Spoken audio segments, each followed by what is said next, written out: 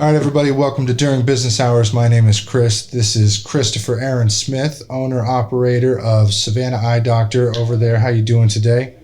Doing good, man. What's up? What's up? Chris and Chris. Yeah, I Gotta know, right? love it. Gotta love it. All right, welcome to the show. Your store is in Georgia, right? Yeah.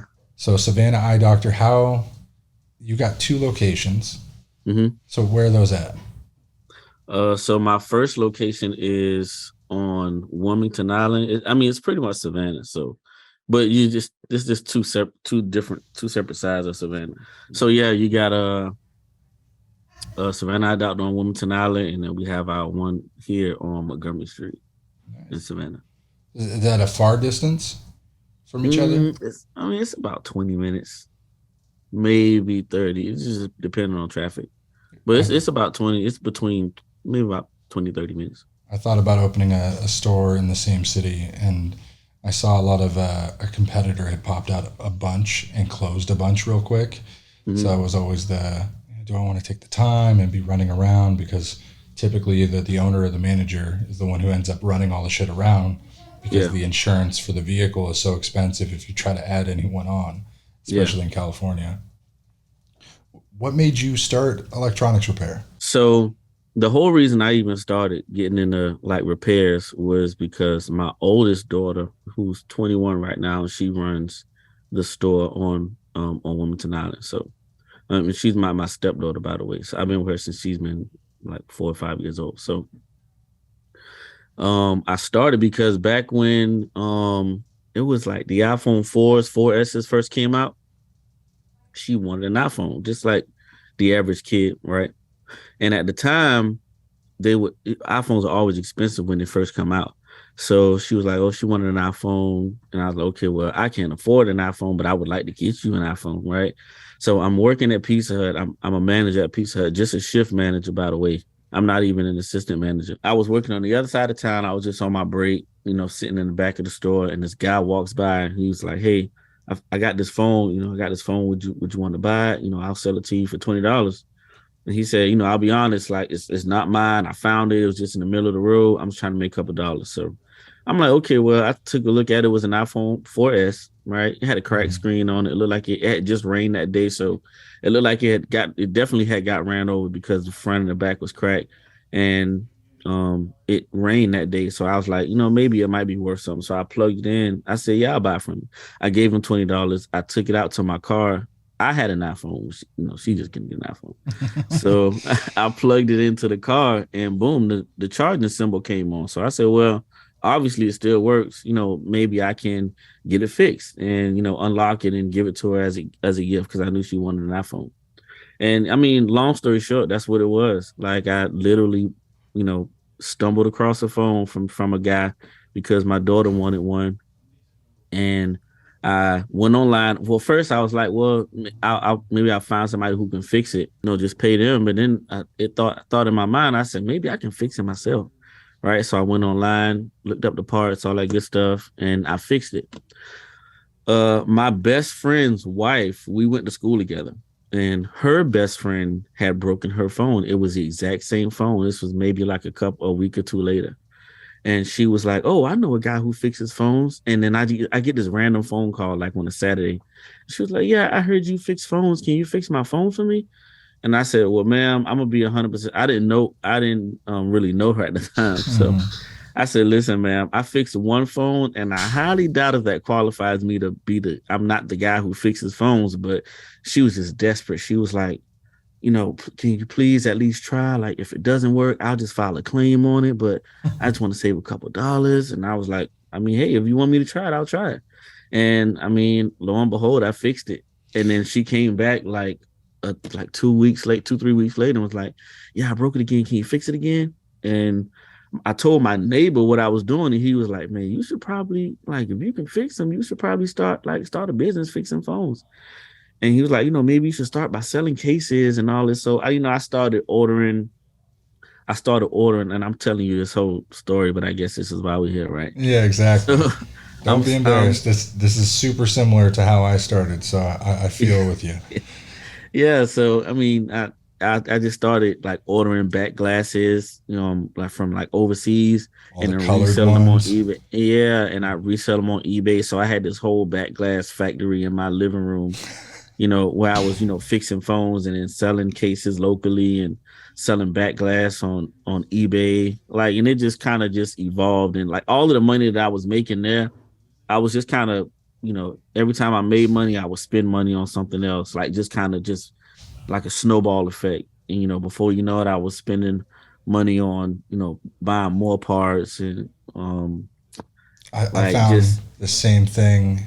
I was late to the eBay game. I didn't get in until like 2016. So mhm, from 2012 to 2016, it was, I think, for some reason, I had the mentality that as long as I didn't spend more than what I had in my bank account, I was good. I mhm, needed to have at the end of the month as much as I spend, as much as I do, as long as I end with the same amount and not less, I'm good. So if mhm, I had 5 grand in the account, 10, 15, and I made 20 grand that month, if I invested it all into the business, as long as I didn't dip between that 5, 10, or 15, I mhm, was happy. So yeah, I did the same thing where I just kept throwing in, making these little factories. yeah, And I started a very similar way. I don't know if you've seen the episodes, but tried to get somebody to fix a phone, got charged. They didn't fix it. Ended up getting half my money back and bought a $40 kit from Amazon. And yeah. then I was so pissed off, I almost picketed their business and was like, no, I want my money. I want my money. And then started telling people walking into their business, I'll fix it for cheaper. Yeah. So that was a funny one. I was Oh so wow, petty that's back good. then. It was horrible. So, how many Yeah. kids you got? Five total. You never Yeah. thought about a vasectomy? Mm-mm. No. Nope. Nope. I got one after my second child. It was 15 minutes and a little bit of ice. You got to wear some tight undies. It works. I was scared of having 5 kids, man. That's Yeah. It's not that bad, to be honest. It's not. California. It's Oh, expensive. yes. Well, that's another ball game.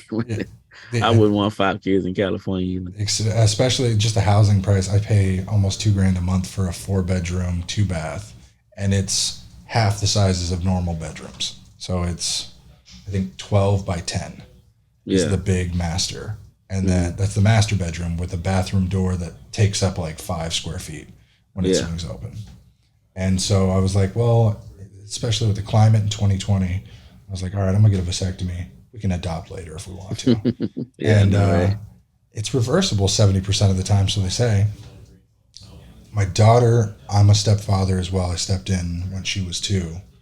And when my son was born, I'm telling you, after the first year, I'm lucky I got that vasectomy because if any other kids acted the way he did, whew, he's wild with me. He's great with mom, but Yeah, he's a handful. I can only imagine when he's 21. It's going to be interesting. I know, right? Yeah. How do you manage 2 businesses with 5 kids?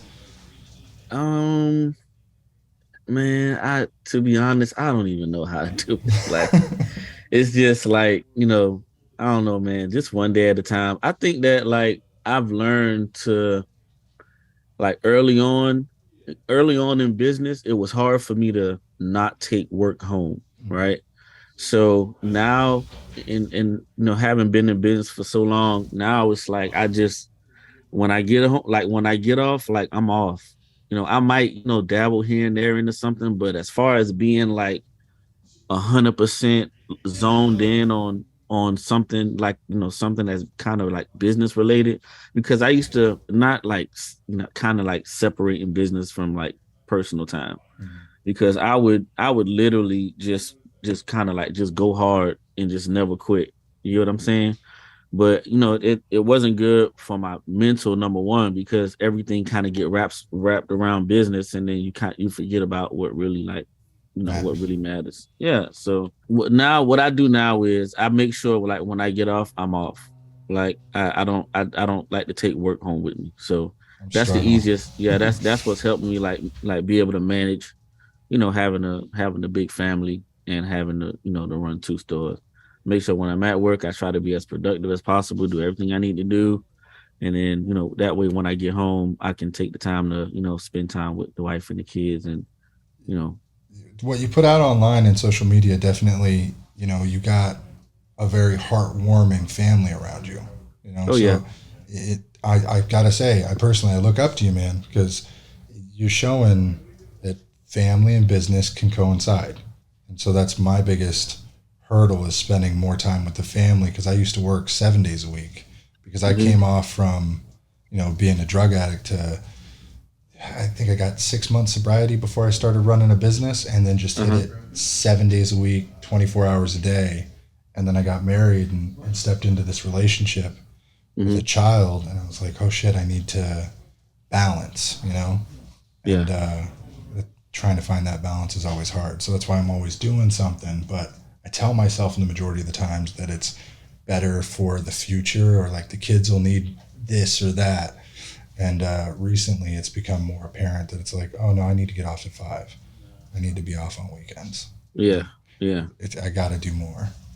And Yeah. You got to, because it's it's hard. easy to, man. It's easy to, it's hard for people like us because we have like that hustler's mentality. Like it's just Permanent it's ADHD is what I call it. Just is go, that go, what it go. is? Yeah.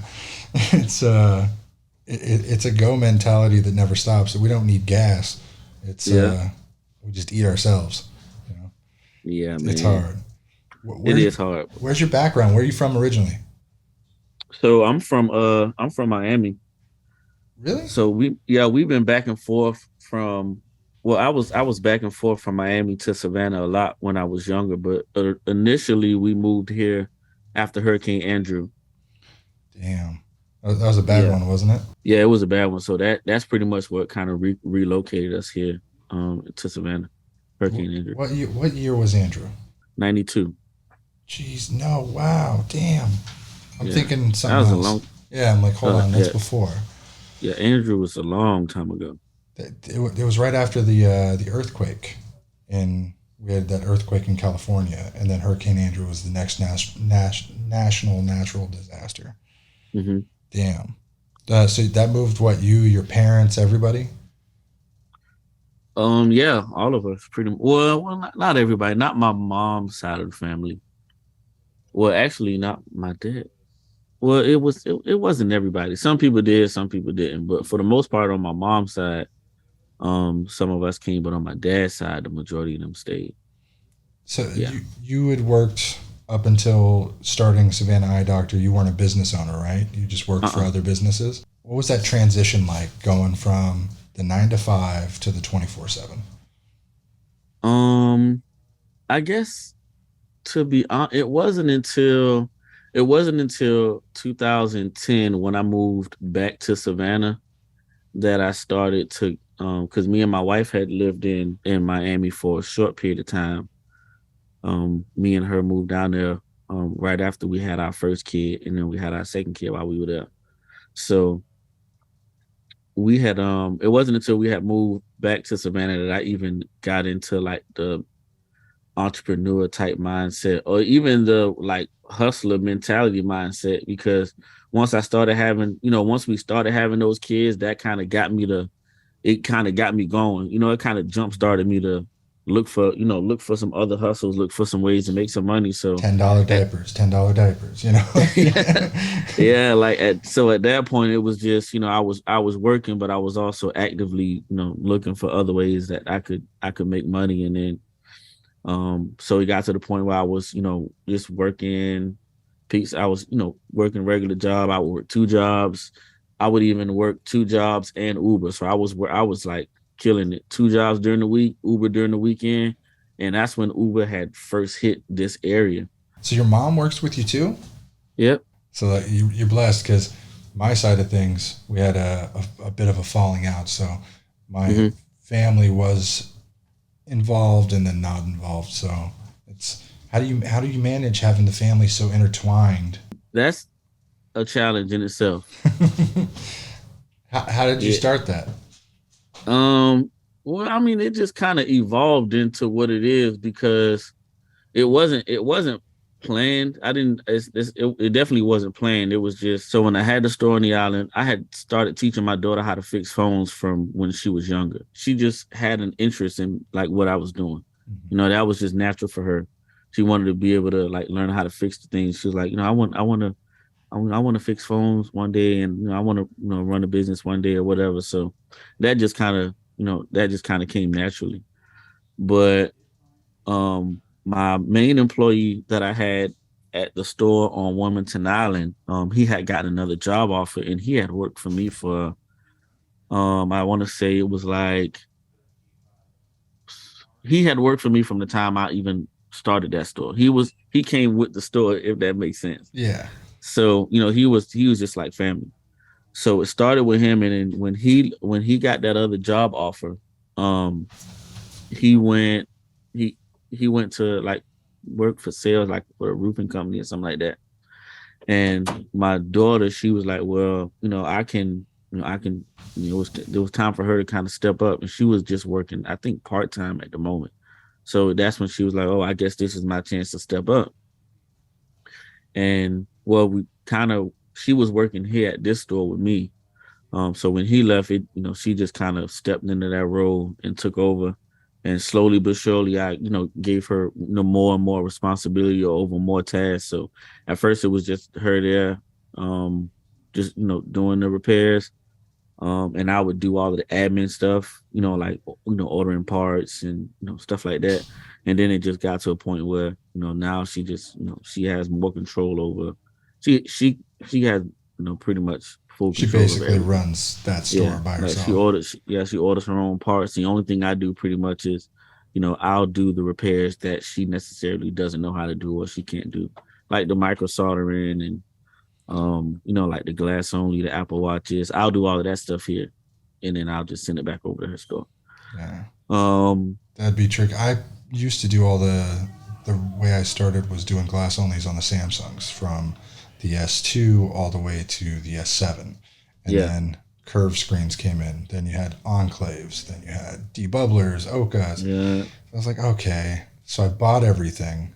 And then, of course, we got burglarized a week after. Stole hmm I had stacks of a pallet that got thrown into the back of a van. So, in my opinion, I thought somebody from the inside knew that I had all this equipment and then thought they uh-huh, could sell it. So from there, I was like, oh, well, insurance paid for it. Might as well go into micro soldering. I can bolt it hmm all down. Um, and so that's when I got into the soldering, man. And like the way some of these newer kids in this business are doing it, they're strictly B2B, kind of like Dustin, Jesse. They're doing a killing. It's good for them. I couldn't do it. I couldn't deal with other impatient business owners. hmm I tried to do the back glass when the iPhone 11 came out, and then it turned more into consultations with other business owners about, hey, where are your numbers at? Then we got more into financials, and it took way too much time away from like my hobbies, my family, my passions. So hmm I'm trying so hard to focus on here's what I want to do. I'm going to do it. How do you, with a family of seven, so you, your wife, five kids, hmm how do you focus on your passions? Whew. Oh man, that's a tough one. I see you out there. You're always dressed nice. Looks like you're going places, doing things, hanging out with the family. It's I got it. mean, I I guess like business is my passion. I mean, it's not, I don't really have, this was my hobby. Like my hobby was like taking stuff apart and putting it back together as a kid, when I was younger. Like that's what kind of really, got me like kind of like on the straight and narrow when I found out I was, kind of going the wrong way. Yeah, Technology is what kept me on track and it kept me excited. You get what I'm saying? So yeah. I was always passionate about technology. Like when AOL when internet was dial up and you had to tie the phone line up for days at a time, to play the Sims online, Oh like yeah. Roller God. Coaster Tycoon, Age of Empires, Oh, don't like get me started on AOG. My mom like would I'm talking, scream at me hearing that at yeah, 11 like p.m. I'm The doo doo doo. that's what I'm talking. I legit mean like being in a closet. I remember in my dad's house, the computer was literally, he had like a side closet, like a side utility closet in his Mhm. room where they ran like the cable lines and stuff like that. He had one of those in his room, and that's where the computer was. And I would literally spend like days at a time in there. So just I mean, technology like, is my passion. So when I come in, when I have to fix something, like I'm excited about it. Like when I have to do a glass only on an iPad Pro, I saw your refurb, post. Yeah, yeah, and keep the touch intact. You get what it's I'm saying? hard, Like, man. yeah, when like that in itself is my passion. Dude, and congrats to you. That's not an easy thing to do. You got to be invested in that. Like, Yeah. I love the reaction from customers, right? So I think that's in a way my hobby is, and I always say it in the times that I speak to people on this, is that I'm a bit of a silver tongue, right? I love to Hmm. talk to people, discuss whether it's my side, your side. Everyone can be in the middle and just have a civil conversation. The thing that I found was getting customers who don't enjoy the idea of spending money with me to spend money with me is like the best serotonin booster. Like, oh Hmm. man, what are they in sales? They're like a disarming effect. So Hmm. my best sales pitch apparently has been like, no, you don't have to shop with me. I'll send you to 5 other places. Wherever you're comfortable with going is easy for me because no matter Hmm. what, you're going to get the service you want. Now, the Hmm. quality of service is the difference. Either I'm going to bring something to the table for you or not. What you need to tell me. And if you don't know, I'll give you 5 other things. Hmm. And usually that works. But man, it's something about just winning a customer has always been like, oh shit, like I'm good at something, you know? Yeah. It's fun. What's the end goal with Savannah Eye Doctor? Um, it's really hard to say because I keep moving the goalposts. like, some one day the end goal is one day, like, this is the end goal and just to branch off into something else. But, the more and more I think about it, I'm like, I did it twice. Maybe I should do it again and maybe do it 2 more times, get a strong team, do it 2 more times and then, see how I feel about it. Maybe, franchise it or something like that. But who knows? But as of like the end goal for me right now, um, is I want to do more e-commerce. Like that's the next thing for me to like learn is like the e-commerce side of it. Cause and eBay is cool. Like it's easy to do stuff on eBay. But now eBay has gotten so competitive. It's not what it was. So it's not really too profitable. I got, You know. I recently got banned off of eBay with Oh man. 70,000 5-star, great feedback, preferred seller. And still they were like, nope, we don't want your business. We're going to hold I think it's $5,500 that they were supposed to deposit. And Hmm. they're going to hold it for 72 days before releasing it to the state. And then I have to ask the state for it. Yeah. That's hilarious. The Oh reason my is god. I was selling graphics cards from pre-builds. Hmm. So I'd had, I think 4 or 5 I sold, and we kept getting them bought by people with 0 reviews. So they'd buy them, use them, and send them back. But we put warranty stickers on. We protected, take Yeah. videos. After the first one, we knew the spiel. But I think this is what got us. It turns out that their eBay protection only goes so many times. So they Hmm. protected us on like $3,500 worth of purchases. And then they were like, Hmm. hey, your eBay protection is now null and void. So we took our high dollar items off of eBay. Went to Hmm. Mercari and a couple other places. That's doing real well. But it's funny enough that they sent us a letter, hey, you're suspended. We're going to investigate your sales. And then 20 hours later, you're off the platform. I was like, why? Oh, we can't see partnering with a business that has this many issues. I'm like, What? you sound like Chase Bank. Well, you know how everyone always is getting their Chase Bank's account frozen? Yeah. That's exactly what it sounded. It was too high of a risk for somebody who's selling everything from $4 cables, because I would get pallets of liquidation stuff, to Hmm. $5,000 laptops. And man, it was an interesting one. It was a good pivot though, because we were too reliant on eBay for sure. It was like Yeah. 20% of our income monthly. Uh-huh. So I was like, just gonna try something new. I'm right there with you, man. The idea of moving everything online, getting more structured with selling to the world instead of selling to your locals Yeah, yeah, is that's the main thing for me. I even thought about, an online like repair model, and it was just, kind of the idea was to build relationships with, repair shops, like on the local level. It would be a hard task to do, but I guess you could try it in different markets, but the idea was to, partner with repair shops that would be, in like a project market that we just try to work out and start the idea in. And we would, well, I thought about having, running ads in the area and saying, hey, we can, just do something simple, just screen repairs, right? yeah, And then if someone they would just if they knew that's exactly what they needed, it had to be, we break it down to, maybe 4 phones to test it out. And it'd be iPhone X, XR, 11, 12, whatever. And say, hey, you can get it done for this price, and they would like pay right there. And then we would send them to one of our partner repair shops. So we would send them to a repair shop in the area, and they would just give it to the repair shop. The repair shop would fix it and give it back to the customer, and we would pay the repair shop directly. Customer would be satisfied, and the repair shop, has a contract where, they're doing repairs and they're just getting paid, instantly.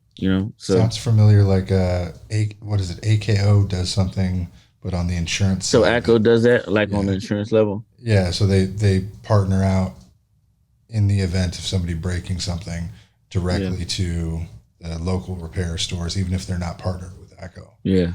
That I had, Brian's a great guy, but I had a couple of instances with the customers that were bad. And I was like, yeah, I just don't feel like signing up. I see all the RTO guys, you guys are killing it, Oh, getting the devices and the financing. It's a yeah. lot of money. I've been thinking of pulling the trigger, but since I'm moving out of state, I don't want to put any more undue stress. Here, let's learn this new metric or incorporate this to the store just yet.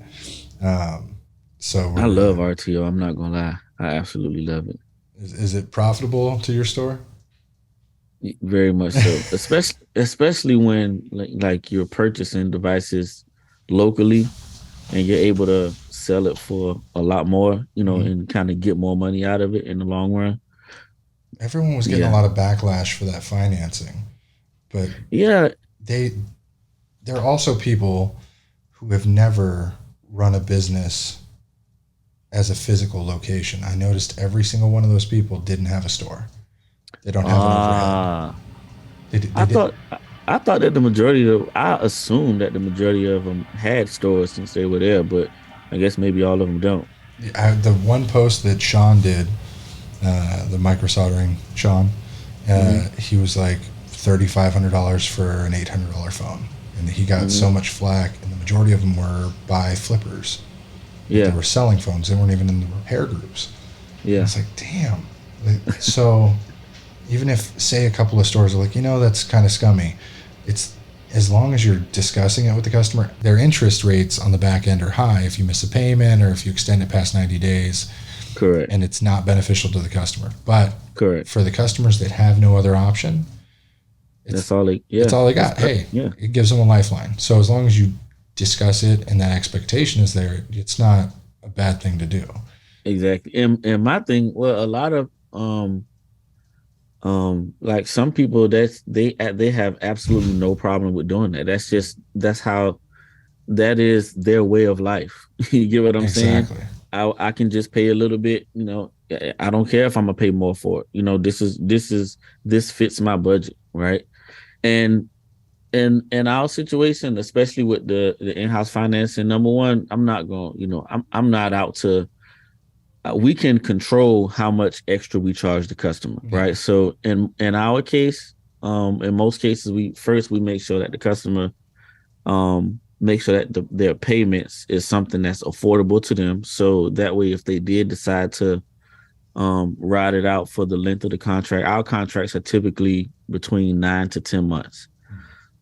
So if we make sure that they can pay that, number one, and then number two, we also have the freedom to we can we can determine how much the interest they pay on it, right? So if a customer did decide to run their contract out with us, I try to keep mine at a lot. People like Acima, theirs is like 2.75, sometimes up to 3.25%, or times what the value of the phone itself. But for us, I try not to go more than two, because number one, I might have only paid $100 for the phone. Or I might only have $100 into the phone, Yeah. right? I might only have $150 into the phone, and in a case like that, I'm not going to charge. I'm not going to make the customer pay $1,000 for a phone that I only, put $150 into. Like, I do have no morals. Like, Exactly. and that's one thing that I could see some people taking advantage of it. The bigger companies, they don't have any morals. Like, They're they'll not charge human. you. That's the difference. Exactly. It's Like, a robot they'll or an charge you. I algorithm. mean, that's just, and they're there to take advantage, of people. I mean, but I'm not there to. We're not there to take advantage of our customers, not one bit. That's great. Anything you got to share with some of the entrepreneurs in the groups and stuff? Because since typically I share these in the groups for the cell phone guys, but I've been sharing it more to like the business and entrepreneur groups. Any up and coming guys that are doing something similar, or what's your piece of advice that you would give as a family man and a business owner to somebody starting up their business? To somebody starting up their business, I would say quitting is not an option. Like, whatever it takes, whatever you got to do. It's sacrifices that's going to be made. You got to be willing to make those sacrifices. But I do believe that, like hard work beats talent any day. But if you do have the talent, and you have the work ethic, like, go for it. Take your time. It's one day at a time. Definitely find a mentor. Like, if you don't have a mentor, you definitely need a mentor. Because had I not had a mentor, or more or less had I not had the mentor that I had, I wouldn't be where I am today. So I think that's why it took me a little while to get around. I didn't get a mentor until I had my second burglary. I was like, man, I'm gonna pack up. I'm gonna shut down. And then I got with a local company that was dropping off a bunch of iPads, and their CEO took a liking to me. And man, the guy imparted so much knowledge about business that my dumb ass did not have any thought about. All right, everybody, we appreciate you for joining. Hit the share, hit the like, hit the subscribe. Let us know what you feel in the comments. If you liked it, you loved it, you want more of it, ask Chris to come on back. We appreciate it. And we'll see you next time. Life can be super happy, life can be super sad. I'm trying super hard to separate the good and bad. I go back to my future just to get to my past, but knowing me, my DeLorean will probably crash.